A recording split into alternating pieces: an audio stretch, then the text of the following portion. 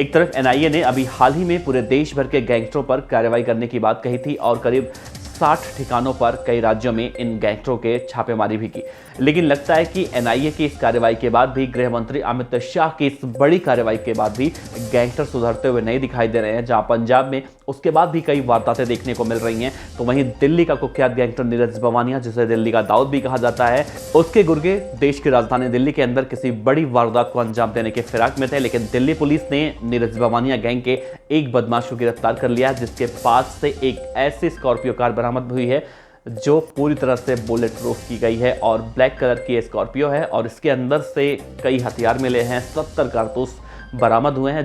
जिसके बाद दिल्ली पुलिस इस पूरे मामले में ये कह रही है कि नीरज बवानिया गैंग भी देश की राजधानी दिल्ली के अंदर किसी बड़े वारदात को अंजाम देने की फिराक में थी। नमस्कार, मेरा नाम है देवनाथ पांडे और आप देख रहे हैं बीडीएफ न्यूज की क्राइम सीरीज खलनायक, जिसमें हम आपको सुनाते हैं अपराध जगत से जुड़ी छोटी और बड़ी खबरें।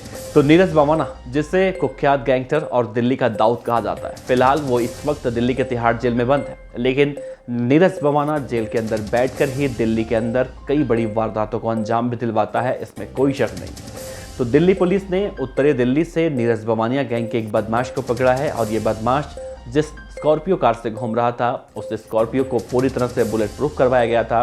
दिल्ली पुलिस को शक हुआ तो उस बदमाश को रोका गया और जब देखा गया तो स्कॉर्पियो पूरी तरह से बुलेट प्रूफ थी, जिसके बाद पुलिस ने उस स्कॉर्पियो को सीज कर दिया और उसके अंदर जब तलाशी ली गई तो उसमें करीब 4 कट्टे और 70 जिंदा कारतूस मिले हैं। जिसके बाद ये कहना गलत नहीं होगा, दिल्ली पुलिस भी ये कह रही है कि नीरज बवाना गैंग किसी बड़े वारदात को अंजाम देने की फिराक में थी। नेशनल इन्वेस्टिगेशन एजेंसी यानी कि एनआईए ने अभी नीरज बवाना, काला दशेड़ी, टिल्लू ताजपुरिया, राहुल काला, नवीन बाली या फिर लॉरेंस बिश्नोई, काला राणा जैसे तमाम बड़े बदमाशों के ठिकानों पर छापेमारी की और कहा जा रहा था कि अमित शाह की इन गैंगस्टरों के ऊपर ये ऐसी कार्रवाई थी कि ये गैंगस्टर अब सुधर जाएंगे या फिर यहाँ होंगे तो भूमिगत हो जाएगी।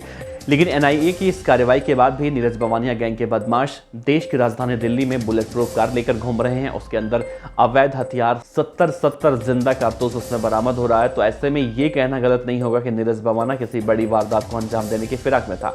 बहरहाल दिल्ली पुलिस तो ये कह रही है कि नीरज बवाना के इस कारनामे को वो अब एनआईए के साथ साझा भी करेगी, ताकि एनआईए इस मामले में जब तहकीकात कर रही है तो एनआईए को कुछ महत्वपूर्ण जानकारी नीरज बवाना गैंग की तरफ से मिल सके। बहरहाल जिस बदमाश को गिरफ्तार किया गया उसका नाम सोनू बताया जा रहा है, वो नीरज बवाना गैंग का है। जो स्कॉर्पियो कार बरामद हुई है वो भी नीरज बवाना गैंग के बदमाशों के नाम पर रजिस्टर्ड बताई जा रही है।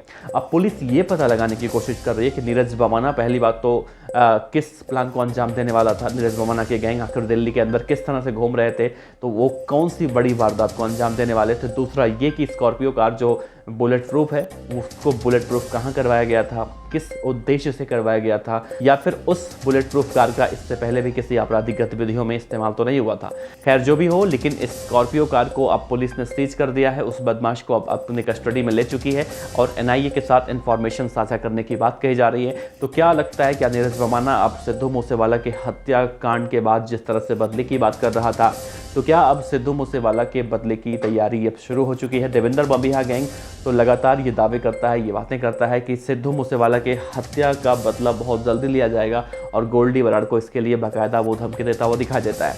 तो क्या नीरज बवाना भी अब सिद्धू मूसेवाला के बदले के लिए अपनी प्लानिंग कर चुका है, अपनी रणनीति बना चुका है और उसी के तहत ये गैंगस्टर देश की राजधानी दिल्ली के अंदर बुलेट प्रूफ कार में घूम रहे थे। बहरहाल पुलिस अब इस पूरे मामले की इन्वेस्टिगेशन कर रही है और इस बदमाश सोनू से पूछताछ करेगी और सोनू इस पूरे मामले का राज खोलेगा कि वो कहाँ जा रहा था, किसे मारने जा रहा था, कौन सी बड़ी वारदात करने जा रहा था और खासतौर से जो 4 अवैध कट्टे थे, क्या वो उसकी सप्लाई करने जा रहा था या फिर किसी बड़ी वारदात को ये बदमाश अंजाम देने के लिए जा रहे थे। बहरहाल इस मामले में देखना अहम होगा कि जब अपडेट आएगी तो क्या कुछ कहानी निकलकर सामने आती है। तो आप बने रहिएगा, हम आप तक इस पूरे मामले का अपडेट जरूर बताएंगे। आपका बहुत बहुत शुक्रिया। देखते रहिए बीडीएफ न्यूज। नमस्कार।